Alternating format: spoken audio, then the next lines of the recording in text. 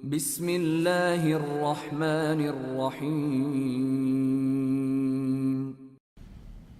Sot inshallah do të flasim rreth kujdesit të Rasulullahit sallallahu alaihi wasallam që njerëzit të udhëzohen.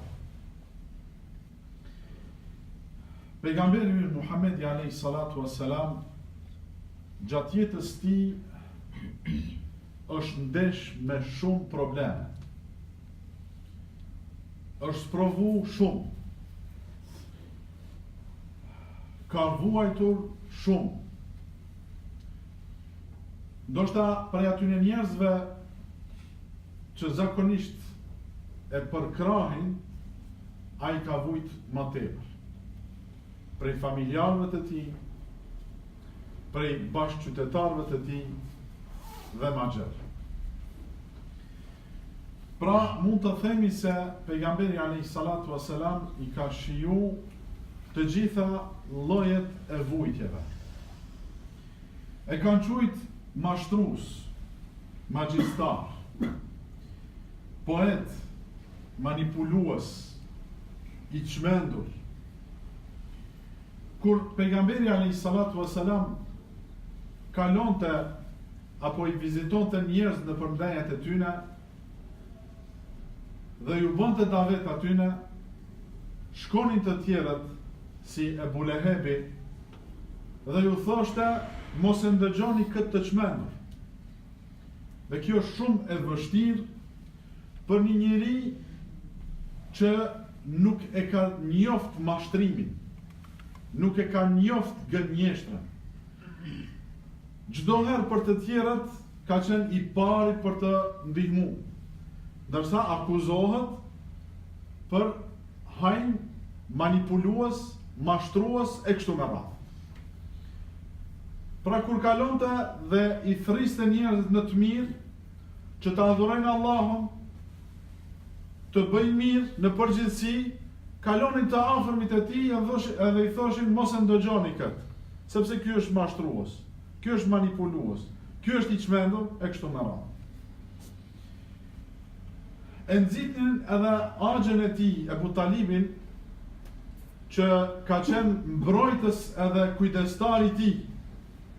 E nxitnin atë që t'i dhrohet me pejgamberin alayhi salatu wassalam. Mas këtyne sprovave, erdhe dhe një sprove madhe kur muslimanët, ai numër i vogël dhe i pakët dhe i dobët, u vun embargon. Qytetarët e Mekës, Kurejshët, i danë muslimanët me një qoshe të qytetit dhe nuk ju blinin atyne, e as nuk ju shitnin mallra. Nuk u martonin me ta, nuk mirnin grua prej atyne edhe nuk jepin gruat e ata. Dhe kjo ishte një kohë shumë e vështirë, sa që transmetohet se sahabët e pejgamberit alayhi salatu wasalam kanë hongër edhe gjethe, atë shumë të uritur dhe të varfër kanë qenë. Filluan edhe maltretimet fizike. Uqbet ibn Muajt, një prej mushrikëve të Mekës, një ditë shkon dhe e sheh pejgamberin alayhi salatu wasalam duke u falë para çavës. I hudhet mbi shpinë dhe me teshat e veta, me teshat e pejgamberit alayhi salatu wasalam, ja shtrëngon fytin, do që ta vres, do dhe që ta vriste, duke qenë të u falë. Dhe nuk pejgamberi alayhi salatu wasalam ka qenë i bllokuar dhe në ato momente të vështira kalon Ebu Bekri dhe e shpëton. Mushrikët ishin afër, të tjerët ishin afër, kushërit e pejgamberit alayhi salatu wasalam ishin afër, po e donin vdekjen e pejgamberit alayhi salatu wasalam. Ebu Bekri mas i largoi këtë Uqba, i tha e taqtuluna rajulan an yaqula rabbi Allah wa qad ja'akum bil bayinat, a doni ta vrisni një njeri i cili thot Allahu është Zoti im, edhe ju ka ardhur me shumë fakte dhe argumente?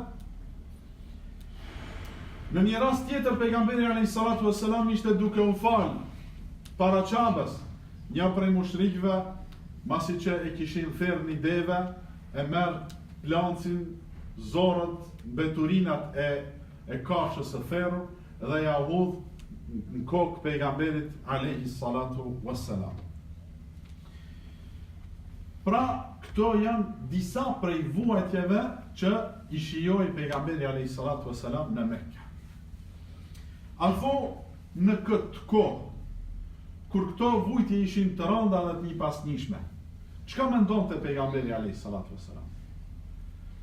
Alfo mendonte që një ditë do të hakmirët prej tyre, kur të bëhet ky më i fortë, do të hakmirët prej tyre? A ka ndodhur që ndonjëherë t'ju thot shokëve të tij që njërin prej mushrikëve të shkojnë dhe ta vrisnin natën? E ka pas mundësi? Jo. Pejgamberi alayhi salatu wasalam nuk ka vepruar edhe pse ka pas shumë mundësi t'ju bëj dëm mushrikëve. Po çka thoshte dhe çka bënte pejgamberi alayhi salatu wasalam? Thoshte Allahumma ihdi qaumi fa innahum la ya'lamun. O Allah, udhëzoje popullin tim se ata nuk janë të e ditë. Njeriu është njeri, i dobët. Ka dëshirë të hakmirët, sidomos në momentet e nxehta, në momentet e para. Po pejgamberi alayhi salatu wassalam kur asnjëherë nuk e kanë mund këto ndjenja që të hakmirët për të dhe për interesin e tij. Ju dhimbni njerëzit që nuk ju nënshtronin Allahu subhanahu wa ta'ala. Ju dhimbnin sepse ata nuk e din realitetin e zjarrit të xhehenemit. Nuk e din se nëse vdesin në kufër, në jo besim, ata do të mbesin në zjarr të xhehenemit për gjithmonë. Pejgamberi alayhi salatu wasalam e dinte këtë dhe ka qenë i bindur. E ka parë me sytë e tij. E ka parë me sytë e tij xhenetin dhe xhehenemin. Dhe këtë u mundonte t'ua përçoj edhe njerëzve që t'i besojnë dhe të ruan që të ruan nga zjarri i xhehenemit dhe ta fitojnë xhenetin me besimin ndaj Allahut dhe me veprat e tyre të mira. Pejgamberi alayhi salatu wasalam e kishte dert. E kishte dert apo e bën misionin e tij apo e kryen misionin e tij siç duhet. Derisa në khutbetul wada në ligjëratën lamtumirse që e kanë thujt historian, thoshte ela hal balagh Allahumma fashhad. Ju thoshte njerëzve, a e plotsova misionin tim? A ja u bona të qartë fenë e Allahut? Ata thoshin po ja Rasulullah. Thëke Allahumma ishhad. O Allah, dëshmo. Dëshmo se edhe këta njerëz po thonë që e kam kry misionin tim, e kam bë detyrën time për cilën ke dërgu, dhe ju thoshte fel yubelligh ash-shahidul ghaib. Ju që po ndëgjoni këtë ligjërat, këto fjalë, këto gjëra, përcjellja unë edhe aty në tjerëve. Pra këto të mira, këtë fe që ja u mësova gjatë këtyre viteve, përcjellja unë edhe të tjerëve që edhe ata të përfitojnë. Pejgamberit alayhi salatu wasalam për një vit, për një kohë shumë të shkurt, i vdiq axha i tij Ebu Talibi, që siç thamë ishte kujdestar edhe mbrojtës i tij. Mbrojtës i tij prej mushrikëve, sepse ka qenë njeri me autoritet dhe nuk guxonin ta sulmonin pejgamberin alayhi salatu wasalam shlir. Pra e kishin i fardrohe prej Ebu Talibit. Në të njëjtin vit vdiq edhe Khatixha, gruaja e tij radiallahu ta'ala anha. Edhe ajo ishte një grua shumë me rëndësi, e ka ndihmu pejgamberin alayhi salatu wasalam prej momenteve të para që i ka zbrit shpallja deri në momentet e fundit, pra deri në vdekjen e saj. Pejgamberi alayhi salatu wasalam i humbi dy persona shumë të rëndësishëm në Mekë. Dhe e pa se besimtarët në Mekë nuk po shtohen. Dhe ata çdo ditë u rrahnin, u torturonin edhe u vrisnin nga mushrikët. Kështu që kërkonte një vend strehim, një vend ku të shkojnë atje besimtarët dhe ta praktikojnë fenë e tyne lirisht. Dhe e provoj të shkojnë në një qytet afër Mekës që quhet Taif. Shkojnë rrugë e gjatë dhe e vështirë, duke u ngjitur në për gur e shkëmbi, mrini atje dhe shkojnë te paria e Taifit. I thirrë ata në Islam dhe ky shkoi me një shpresë të madhe, me një mendim të mirë ndaj tyre, po e gjeti të kundërtën. Ata përveç se e refuzuan, edhe nuk i dhanë kohë për të u largu prej Taifit. Me njerë urdhnon fëmijët e tyre dhe robërit e tyre ta rrahin pejgamberi alayhis salam duke dalë prej Taifit, dhe kështu ndodhi. Pejgamberi alayhis salam doli prej Taifit i gjakosur dhe i mërzitur. Në ato momentet sa doli prej Taifit, pejgamberi alayhis salam e hetoi një re mbi kokën e tij. Kur i ngriti syt e pa Xhibrilin alayhis salam. E pa Xhibrilin alayhis salam dhe i tha: "O Muhammed, Allahu Azza wa Jall ti ka dëgjuar fjalët e tua që ja u ke thënë parisë të Taifit. Jashtu i ka dëgjuar edhe fjalët dhe përgjigjen e tyre që ta dhanë ata ty. Allahu ma ka dhënë me mu një melek tjetër, melekun e kodrave. Thuaj atij çfarë të dëshiron, ai do të bëjë për ty." Dhe paraqitet edhe meleku i kodrave dhe i thot: "Ja Rasul Allah, Allahu më ka dërgu, nëse dëshiron që t'i bashkoj këto dy kodrat dhe të vritën të gjitha ata njerëz që të bëhen dëm, unë jam i gatshëm që ta bëj." Çka boni pejgamberi alayhis salam? Apo çka kishte bën një njeri normal? Do të kishte thënë me njëherë: "Shkatroj sa më shpejt." Ishin momente të nxehta. Shpresoj se ata do t'i ndihmojnë, përkundrazi ata e dëmtuan shumë. Po çka tha? Tha jo, në asnjë mënyrë, se ndoshta prej pasardhësve të këtyne do dalin njerëz që do ta besojnë Allahun Azza wa Jall dhe do të thonë: "Ashhadu an la ilaha illallah wa anna Muhammad Rasulullah."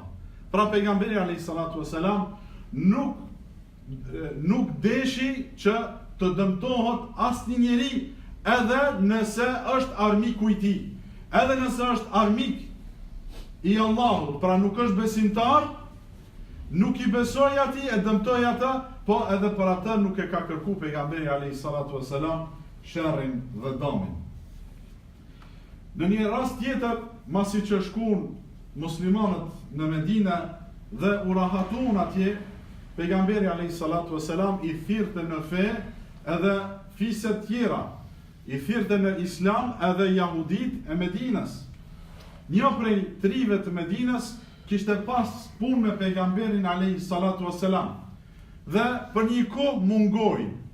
Pejgamberi alayhis salam nuk e shihte atë djalin e ri jahudi dhe pyeti për ta si zakonisht dhe i than: "Është i smut." I mori disa prej sahabëve që ta vizitojnë jahudiun. Shkojnë dhe kur mrin në shtëpinë e tij e gjejnë babën afër djalit të tyne, afër djalit të tij që ishte i smur dhe ishte në momentet e fundit të jetës tij. Pejgamberi alayhis salam u ul pranë tij dhe me një mëshirë të madhe i thoshte: "Eslim, bëhu musliman. Thuaj la ilaha illallah wa anni Rasulullah." Thuaje këtë fjalën që të shpëtosh. Ai kishte pas punë me pejgamberin alayhis salam dhe dinte se është pejgamberi i vërtet. Mirë, po nuk guxonte se kishte babën te koka. E shiqonte babën e tij dhe ai nuk fliste. Pejgamberi alayhis salam, aq i kujdesshëm dhe aq i mëshirshëm dhe zemërgjër, nuk po i preket pse ai nuk po e ndëgjon, po ja përsëriste disa herë. Eslim, bëhu musliman. Thuaj la ilaha illallah. Dhe për një moment baba i tij i tha: "Ati Abul Qasim." Ndëgjoje Muhammedin, sa ata e qunin Abul Qasim. Ndëgjoje Muhammedin, edhe ai tha: "Ashhadu an la ilaha illallah wa anna Muhammadan Rasulullah. Dhe këto ishin fjalët e fundit. Këto fjalë i tha me frymën e fundit të tij dhe vdiq. Pejgamberi alayhi salatu wasalam u mërzit për vdekjen e një njeriu, po në të njëjtën kohë u gëzu shumë. Mund të bëhet pyetja pse u gëzu pejgamberi alayhi salatu wasalam? A ja pa hajrin atij shumë? A e përkrahin në ndonjë betejë? A i ndihmojnë? A i bëni ndonjë të mirë pejgamberit alayhi salatu wasalam? Jo, nuk i bëni. Po pejgamberi alayhi salatu wasalam e bante davetin jo për mi ndihmu atij, jo për me nejt krah atij, po i bante që të shpëtojnë nga zjarri i xhehenemit. Dhe qëllimi i pejgamberit alayhi salatu wasalam, i davetit të tij, i thirrjes së tij, i mundit dhe i lodhjes së tij ka qenë që njerëzit të udhëzohen në Islam. Doli prej aty duke thënë Alhamdulillahi alladhi anqadhahu bi min an-nar. Alhamdulillahi alladhi anqadhahu bi min an-nar. E thoshte disa herë, falënderimi dhe lavdërimi ty të takon o Allah, që me mua e udhëzove këtë njeri dhe e shpëtove nga zjarri i xhehenemit. U gëzu shumë pejgamberi alayhi salatu wasalam pse u udhëzu një djalë i ri masi që ishte jahudi. Pejgamberi alayhi salatu wasalam e lutte Allahun t'i udhëzoj edhe armiqt më të mëdhenj. Bënte dua që Allahu azza wa jall ta udhëzojë Abu Jahlin. Mundet me thonë dikush ndoshta e ka bërë këtë duan në fillim të davetit, para se me tregu veten Abu Jahli. Jo. Abu Jahli është Omeri radiallahu anhu është udhëzu në vitin e 6 të shpalljes. Pejgamberi alayhi salatu wasalam bante dua, o Allah, udhëzoje një prej dy Omerave, sepse ai ka pasur në Amr, pejgamberi Omeri, Umar ibn al-Khattab. Thoshte, udhëzoje më të dashurin tek ti prej këtyre dyve. Pra bante dua në vitin e 6. Dhe Omeri radiallahu anhu e pranoi Islamin e jo Abu Jahlin. Deri në atë kohë u luste Allahu azza wa jall, Allahu subhanahu wa taala që ta udhëzoi Abu Jahlin. Mos udhëzimi i njerëzve e mërzite shumë pejgamberin alayhi salatu wasalam, e mundonte atë shumë. Derisa Allahu azza wa jall po e çorton në Kur'an. Po i thot fala'allaka bakhi'un nafsaka ala atharihim illam yu'minu bi hadha al-hadith asafa. A do ta shkatrosh veten tënde nga hidhnimi pse ata nuk o besojnë? U mërzite shumë pejgamberi alayhi salatu wasalam. E Allahu po i thot, a dush me shkatru veten tënde pse ata nuk po udhëzohen? Me një ajet tjetër thot, fala tadhhab nafsuka alayhim hasara. Mos e shkatro veten tënde me dëshpërim për ta. Mos e shkatro veten tënde. Secili prej nesh në familje e kemi ndonjë që nuk i beson Allahut azza wa jall. Apo kemi ndonjë që nuk fal. Apo kemi ndonjë që nuk e di derën e xhamisë.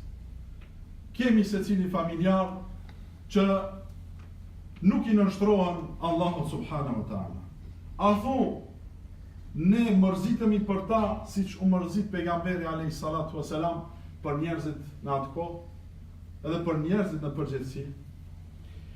A thone po mundohemi siç u mundu pejgamberi alayhi salatu wasalam që njerëzit të udhëzohen? A jemi duke i bërë sebepet siç na i mësoi pejgamberi alayhi salatu wasalam për të udhëzuar njerëzit? Përgjigjja është me siguri se jo. Nuk jemi duke i bërë. Disa i ndëgjojmë, a e ke thirr babën në xhami? Thot i kam thënë një herë. Po vllau i kam thënë një herë. Ai tjetri ndoshta i ka thënë, po ndoshta edhe si ka thënë. Vet falet, agjeron, i bën gjithat mirat, ndoshta fëmijët e tij nuk i sheh kur në xhami. Fëmijët e tij i marrin rrugët e këqija. Ne nuk jemi përgjegjës për ata. Ne nuk mund t'i udhëzojmë njerëzit me zor, me forcë. Mirë po, apo i bëjmë sebepe siç duhet. Nëse i bëjmë sebepe siç duhet, ne lirohemi, sepse pejgamberi alayhi salatu wasalam, edhe pse ka qenë pejgamberi i Allahut, nuk mundi ta udhëzojë Abu Talibin. Mirë po, shkoi deri në momentin e fundit para vdekjes së tij dhe i thoshte thuj la ilaha illallah. I bën të gjitha sebepet që të udhëzohen njerëzit. Ne apo i bëjmë këto sebepe? A jemi mjaft të bindur se ai i cili nuk i përmbahet Islamit do të dënohet? A e kemi këtë bindje se një njeri i cili nuk i përmbahet ligjeve të Islamit do të dënohet? Nëse nuk jemi të bindur, nëse themi se edhe pse s'falet, edhe pse nuk beson në Allah, ndoshta shpëton, atëherë ne kemi problem me besimin tonë.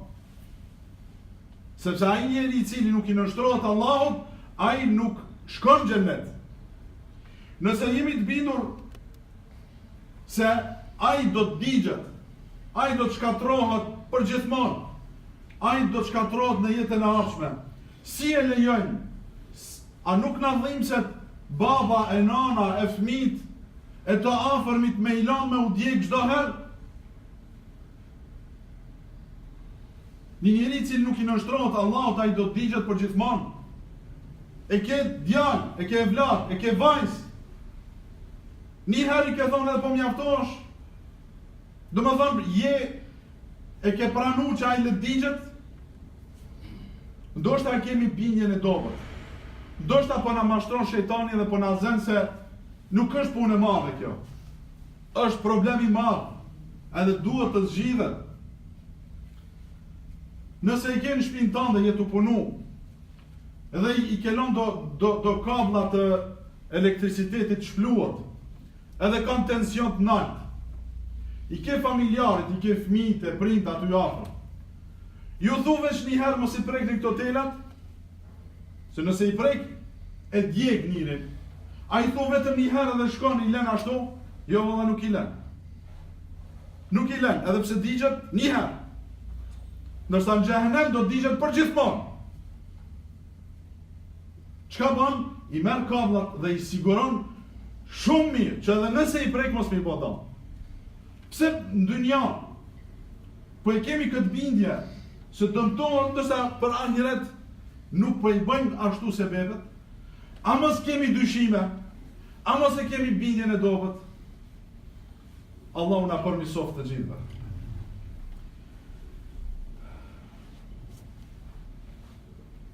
Duhet të i bëjmë shkaqet e udhëzimit dhe të bëjmë që mos që njerëzit të udhëzohen. Të i përdorin të gjitha mënyrat. Sepse zemra është sikur një derë, edhe për të hy e do qelsin e vetë. E do qelsin e përshtatshëm. Ti nuk e din se cili është ai qels për me hap. Kështu që duhet t'i provosh të gjitha. Duhet t'i provosh të gjitha qelsat për me deportua Islami në zemrën e njerëzve. Ta lutim Allahun Azza wa Jall vazhdimisht. Pra masi që t'i bëjmë sebepet, ta lutim Allahun që t'i udhëzoj njerëzit, t'i udhëzoj të afërmit tonë. Mos lejo që të dashurit e tu të dënohen në xhehenem për gjithmonë, pse ti nuk i ke fol mjaft, apo nuk ja ke bë shkaqet mjaft. Allahu në lus të na udhëzoj neve dhe me ne të udhëzoj të tjerët. E lusim në Allahun Azza wa Jall të na udhëzoj të rit dhe të reja tona, të i shëroj të smullit tanë, të i mëshiroj të vdekurit tanë, në kullu ma të sma'un, wa astaghfirullah.